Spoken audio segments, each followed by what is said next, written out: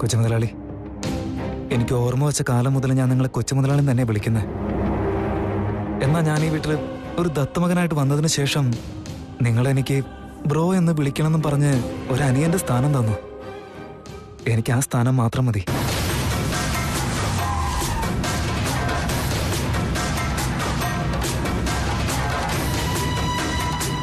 കൊച്ചുമുതലാളി, ഞാൻ ഈ വീട്ടിൽ വന്ന് കയറിയെന്ന് വിചാരിച്ച് നിങ്ങൾ ഈ വീട് വിട്ട് പോകാൻ പാടില്ല. നിങ്ങൾ ഇവിടെ തന്നെ ഉണ്ടായിരിക്കണം. ഇത്രയും വർഷം നിങ്ങൾക്ക് ഈ വീട്ടിൽ എന്ത് സ്ഥാനം കിട്ടിയിരുന്നോ, ഇനി അങ്ങോട്ട് നിങ്ങൾക്ക് അത് കിട്ടിയിരിക്കും.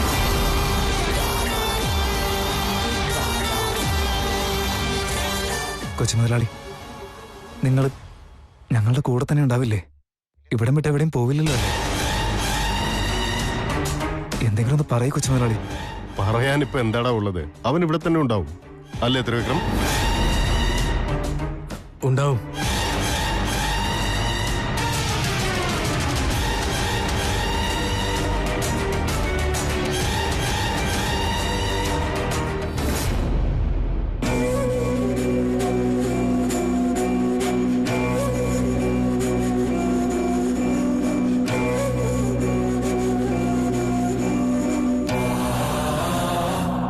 തൃശൂർ,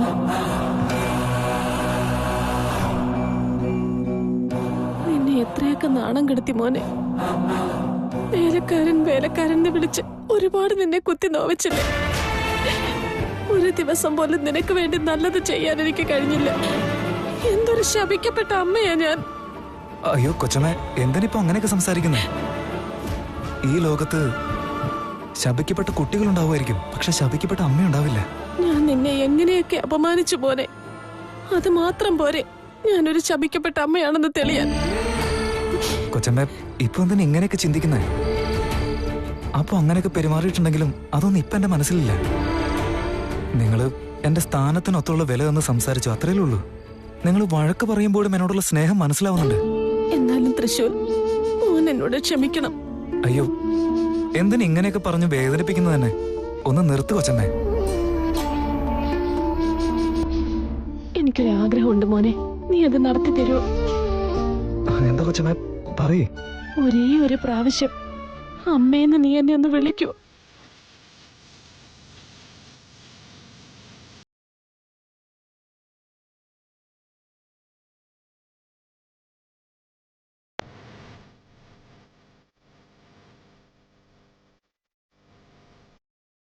എന്താ മോനെ നീ ഇങ്ങനെ ആലോചിക്കുന്നത്?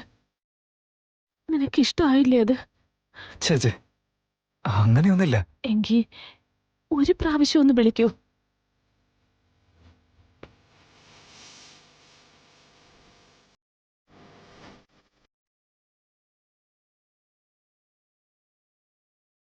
അമ്മേ,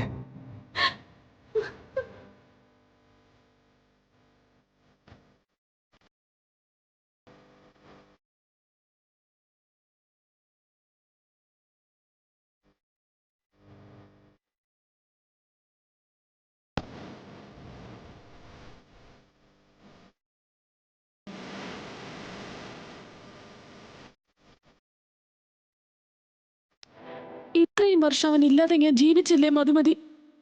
എന്റെ വയറ്റിൽ ജനിച്ച കുഞ്ഞില്ലാതെ ഞാൻ ജീവിക്കേണ്ടി വന്നില്ലേ? ഇനിയെങ്കിലും അവന്റെ കൂടെ ജീവിക്കാൻ എന്നെ അനുവദിക്കണം മധുമതി.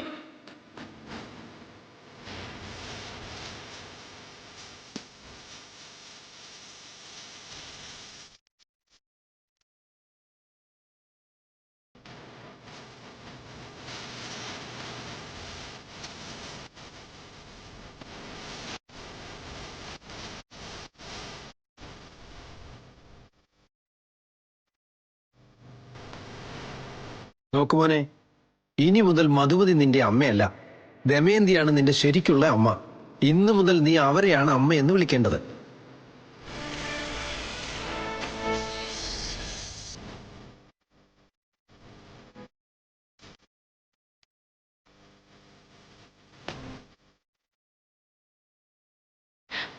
അവൻ എന്റെ ചോരയാണ്, എന്റെ വയറ്റിൽ പിറന്ന കുഞ്ഞാണവൻ.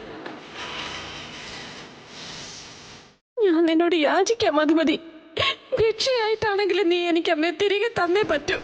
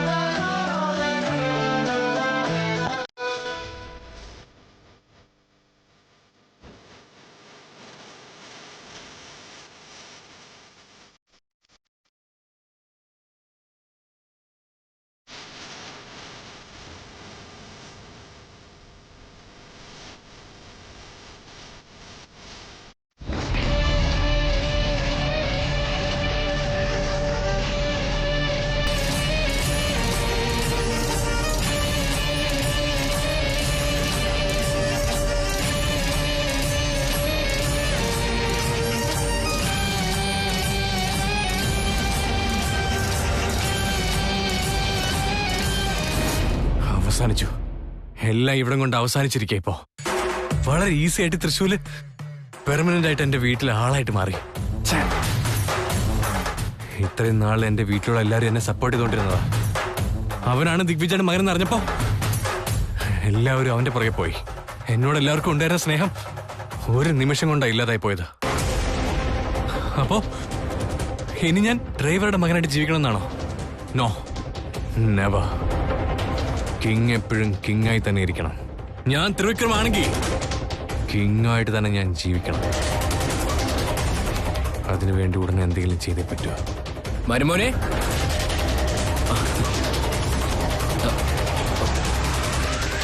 എന്താ മരുമോനെ ഒന്നും മിണ്ടാതെ നിൽക്കുന്നേ? എന്താ ഞാനിപ്പോ പറയേണ്ടത്? മരുമോനെന്ന് വിളിച്ച് എന്നെ കളിയാക്കാൻ വന്നിരിക്കല്ലേ? എന്താ മരുമോനെ? സ്നേഹത്തോടെ ഞാൻ നിന്നോട് സംസാരിക്കാൻ വന്നപ്പോ നീ കളിയാക്കാണെന്ന് പറയാണോ? എന്താ നിനക്ക് പറ്റിയത്? എന്താ എനിക്ക് പറ്റിയെന്നോ? വീട്ടിൽ ഇത്രയും കാര്യങ്ങളൊക്കെ നടന്നിട്ടും ഒന്നും അറിയാത്ത പോലെ സംസാരിച്ചാലുണ്ടല്ലോ മകളെ. ഞാൻ ത്രിവിക്രമാ, നിങ്ങളുടെ മരുമോനല്ല. നിങ്ങളുടെ മരുമോൻ അതിന്റെ അകത്തില്ലേ? അവനെ പോയി വിളിക്കും. ആര്? ആ തൃശൂല? ചാൻസേ ഇല്ല. അളിയൻ ആരെങ്കിലും ഒക്കെ വിളിച്ചോണ്ടൊന്നും മരുമോനാണെന്ന് പറഞ്ഞാലേ വിശ്വസിക്കാനും മാത്രം ഞാനത് അത്ര പൊട്ടനാണെന്ന് വിചാരിച്ചോ? എന്തൊക്കെ സംഭവിച്ചാലും നീയാ എന്റെ മരുമോൻ. എന്നാ ഈ വീട്ടിലുള്ള എല്ലാരും സമ്മതിച്ചല്ലോ അവനാന്ന്. അതങ്ങനെ ആയിക്കോട്ടെ.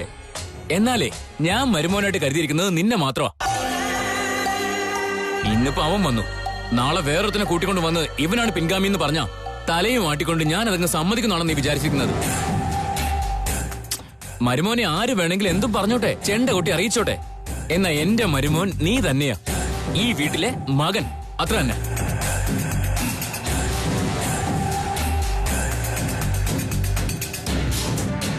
ഈ വീട്ടിൽ ആരും എന്നെ സപ്പോർട്ട് ചെയ്യില്ലെന്ന് ഞാൻ വിചാരിച്ചിരുന്നേ. പക്ഷേ അങ്കിൾ ഒരാളെങ്കിലും ഉണ്ടല്ലോ, എനിക്കത് മാത്രം മതി.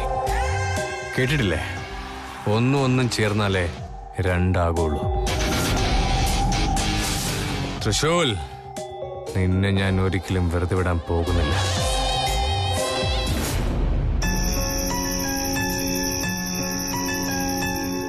നിന്റെ കൈ കെട്ടിയ രാഖി ഞാൻ തന്നെ പൊട്ടിച്ചെടുത്തല്ലോ. ഞാൻ എത്ര ദുഷ്ടയായ അനിയത്തിയ.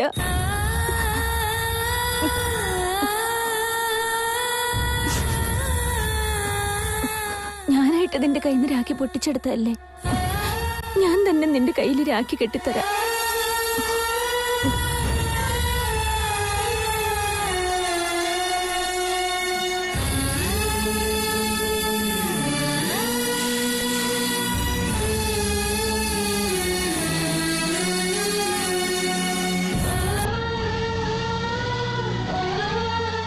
വീണമോളെ,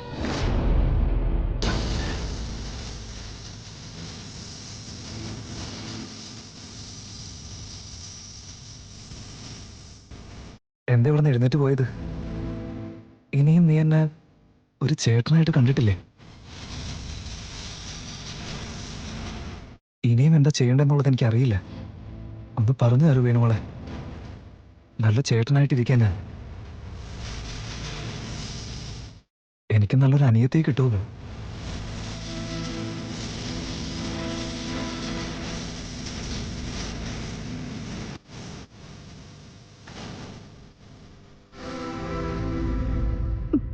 നീ നല്ല ചേട്ടനാണെന്ന് എനിക്കറിയാം. എനിക്കൊരു നല്ല അനിയത്തി അവനെ പറ്റാത്തത്. ഞാൻ നിന്നെ ഒരുപാട് വേദനിപ്പിച്ചിട്ടുണ്ട്. ഐ ആം സോറി ഏട്ടാ. നീ ഇപ്പോ ഇവിടേക്ക് രാഖി കെട്ടാൻ വേണ്ടിയല്ലേ വന്നത്? പിന്നെ അത് കെട്ടാതെ എഴുന്നേറ്റ് പോയത്? എന്നെ കണ്ട പേടിയാണോ? പേടിയൊന്നുമല്ല. ഞാൻ നിന്നോട് ചെയ്ത് തെറ്റാലോചിക്കുമ്പോ നിന്നോടൊന്ന് സംസാരിക്കാൻ പോലും എനിക്ക് തീരെ പറ്റുന്നില്ല. അങ്ങനെയൊന്നും പറയില്ല വീണമോളെ. ഞാനെന്താ ദേവലോകത്തുനിന്ന് വന്ന ആള് വലുതുമാണോ? ഇത് പിടിക്കും, എന്നിട്ട് എനിക്ക് കെട്ടിതാ.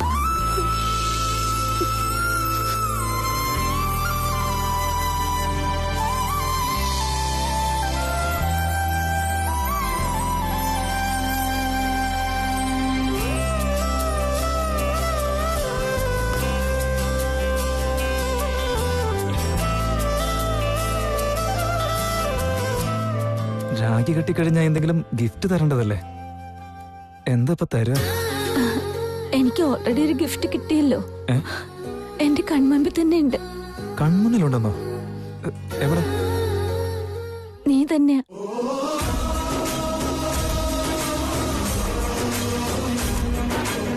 എല്ലാ രക്ഷാബന്ധനത്തിനും ഏട്ടന്മാർ അനിയത്തിക്ക് ഗിഫ്റ്റ് കൊടുക്കും. എന്നാ എനിക്ക് ചേട്ടനും തന്നെ ഗിഫ്റ്റായിട്ട് കിട്ടിയല്ലോ. ഇതിലുപരിയായിട്ട് എനിക്ക് എന്ത് വേണം? ഈ ചേട്ടനും രാഖിയുടെ കൂടെ ഒരു ഗിഫ്റ്റ് കിട്ടിയിട്ടുണ്ട്. അത് വീണമോളെന്ന ഈ സുന്ദരി അനിയത്തി കുട്ടിയാണ്. ശരി ഏട്ടാ, ഞാൻ റൂമിലോട്ട് പോട്ടെ. നീ ഇറങ്ങിക്കോ, നമുക്ക് രാവിലെ കാണാം. Good night. Good night.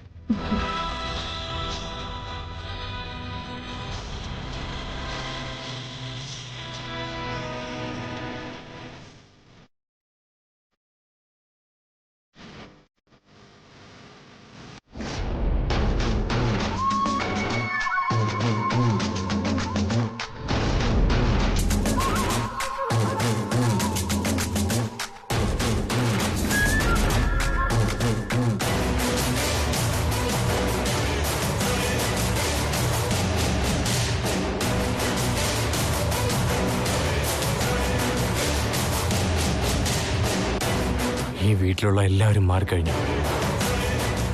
ഇത്രയും കാലം വെറും ജോലിക്കാരനായിരുന്ന തൃശ്ശൂലിനെ ഇവരെല്ലാവരും സ്വന്തം മകനായിട്ട് അക്സെപ്റ്റ് ചെയ്തിരിക്കുക.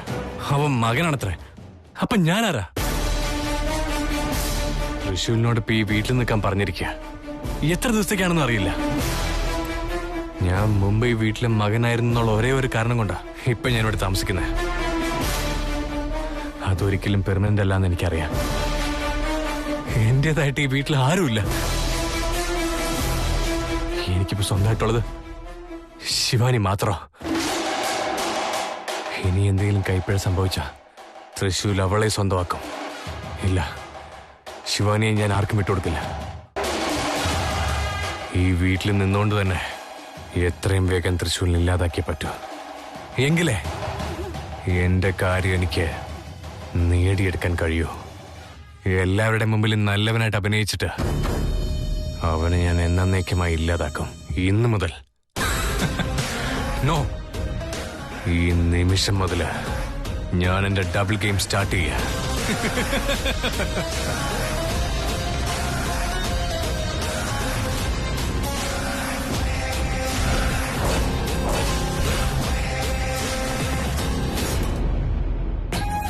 അല്ല, എന്താ ഇത്? എല്ലാരും ഭക്ഷണത്തിന് മുമ്പിൽ തലവുമ്പിട്ടിരിക്കുന്നേ. ഓ, ചേച്ചിയും കാത്തിരിക്കുകയായിരുന്നോ? ചേച്ചി ഇപ്പൊ എങ്ങെത്തും? അതെ, കാലി പാത്രവും കാലി വയറും ഉണ്ടാവാൻ പാടില്ലെന്നല്ലേ പറയാറ്. ഇങ്ങോട്ട് വിളമ്പ്, നമുക്ക് കഴിക്കാം. സമാധാനിക്കു ഗോവിന്ദ, ഞങ്ങള് വെയിറ്റ് ചെയ്യുന്നത് കൊച്ചുമാൻ വരാൻ വേണ്ടിയാ. മരുമോന് വേണ്ടിയോ? ആ, വന്നല്ലോ. വാ മരുമോനെ, ഇങ്ങോട്ട് ഇരിക്കേ, വേഗം ഇരിക്കേ. എത്ര നേരോട് നിന്നെ കാത്തിരിക്കണമെന്നറിയോ? ഇവർക്കൊക്കെ നീ ഇല്ലാതെ ഭക്ഷണം അങ്ങോട്ട് ഇറങ്ങില്ലെന്നാ പറയുന്നേ. വന്നല്ലോ, ഇനി വിളമ്പ് വിളമ്പ് വിളമ്പ്. വീണേ, തൃശ്ശൂലിനെ വിളിച്ചില്ലായിരുന്നോ? ആ, റെഡി ആയിക്കൊണ്ടിരിക്കായിരുന്നു. ഇപ്പൊ വരുമായിരിക്കും. അതാ വന്നല്ലോ ആള്.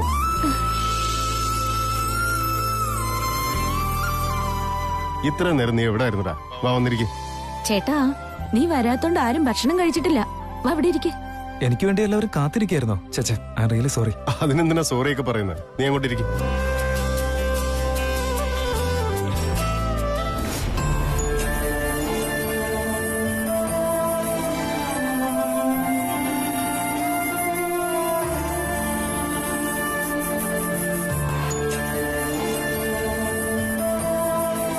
എന്താണ് മടിച്ചു നിൽക്കുന്നത്? ഇരിക്കേ. തൃശൂൽ, ഞാൻ നിന്നോടൊരു കാര്യം പറഞ്ഞിരുന്നു.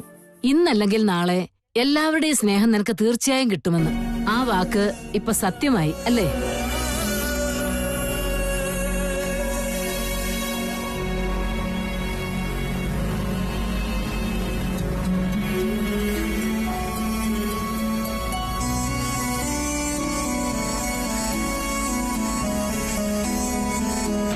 തൃശൂൽ,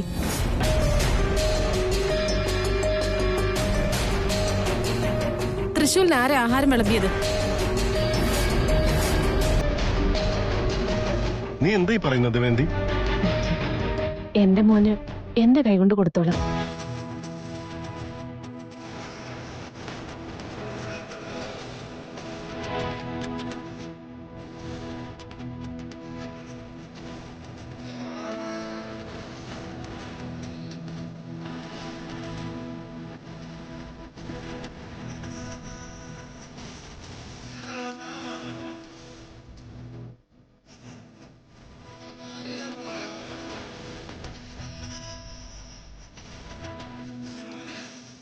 ഇരുപത്തിമൂന്ന് വർഷത്തിനിടയ്ക്ക് ഒരിക്കൽ പോലും ഞാൻ നിനക്ക് ആഹാരം വാരി തന്നിട്ടില്ല. അതിനെനിക്ക് കഴിഞ്ഞിട്ടില്ല. ഇപ്പോഴതിനൊരു അവസരം വന്നത്. കഴിക്കുമോനെ.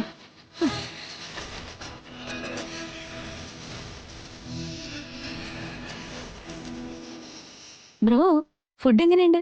നന്നായിട്ടുണ്ടോ? നന്നാവാതിരിക്കോ? ഭക്ഷണത്തിന്റെ കൂടെ അമ്മയുടെ സ്നേഹവും കലർന്നിട്ടുണ്ട്. അങ്ങനെ ആവുമ്പോ ഒത്തിരി രുചി ഉണ്ടാവും അല്ലേ മോനെ?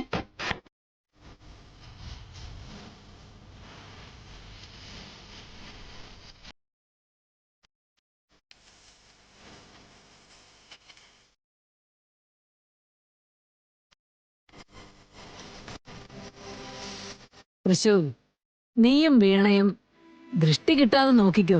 എന്റെ തന്നെ കണ്ണു തട്ടുമെന്നാ എനിക്ക് തോന്നുന്നേ.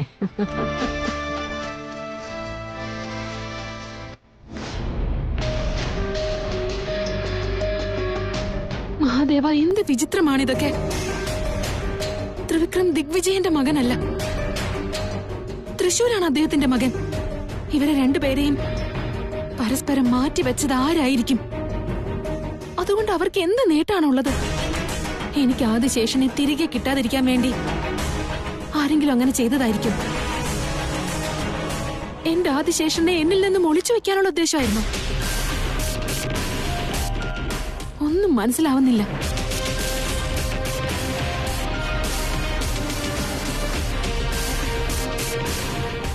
എന്റെ കൈലാസേശ്വര, ത്രിവിക്രമന്റെയും എന്റെയും വിവാഹകാര്യം പറയാൻ ഉദ്ദേശിക്കുമ്പോഴേക്കും എന്തെങ്കിലുമൊക്കെ ഒരു തടസ്സം വന്ന് ഭവിക്കുകയാണല്ലോ. ആ വീട്ടിൽ എന്തൊക്കെയോ നടക്കുന്നുണ്ട്. ഈ ഒരു സമയത്ത് ഞങ്ങളുടെ കല്യാണക്കാര്യം എങ്ങനെ അവിടെ ഒന്ന് അവതരിപ്പിക്കാം? ഈ കാര്യവുമായിട്ട് മുന്നോട്ടേക്ക് പോകാൻ എനിക്ക് പറ്റുന്നേ ഇല്ലല്ലോ. മഹാദേവ, ഞാൻ എത്ര കാലം തപസ്സനുഷ്ഠിച്ചു. നിനക്ക് എത്ര പൂജകൾ ഞാൻ ചെയ്തു. ആ ത്രയംബകൻ എന്നെ ബന്ധിച്ചപ്പോൾ 14 വർഷവും ഞാൻ നിന്നെ മാത്രം പ്രാർത്ഥിച്ചുകൊണ്ടിരിക്കുകയായിരുന്നു. എന്നിട്ട് നീ എന്റെ മേലെ കരുണ കാണിക്കാത്തത് എന്താ? എന്നെയും ആദിശേഷനെയും ഒരുമിപ്പിക്കണമെന്ന് നിനക്ക് തോന്നുന്നേ ഇല്ലേ? മഹാദേവ, ഞാൻ നിന്നെ മാത്രമാണ് വിശ്വസിക്കുന്നത്. എന്റെയും ആദിശേഷന്റെയും ജന്മജന്മാന്തര പവിത്ര ബന്ധം എനിക്ക് തിരിച്ചു നൽകണേ മഹാദേവ. ഞങ്ങളെ ഒന്ന് ചേർക്കണേ.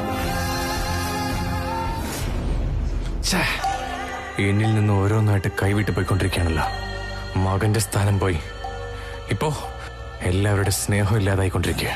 ഇനി എന്തൊക്കെ ഇല്ലാതാവോ എന്തോ.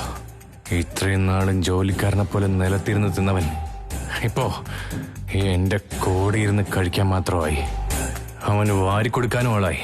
ഇല്ല, എന്ത് ചെയ്തിട്ടാണെങ്കിലും വേണ്ടില്ല, എല്ലാവരുടെ ശ്രദ്ധ എന്നിലേക്ക് തിരിക്കണം. എല്ലാവരും എന്നെ കുറിച്ച് മാത്രമേ ആലോചിക്കാൻ പാടുള്ളൂ. അതിനുവേണ്ടി എന്തെങ്കിലും ചെയ്തേ പറ്റൂ.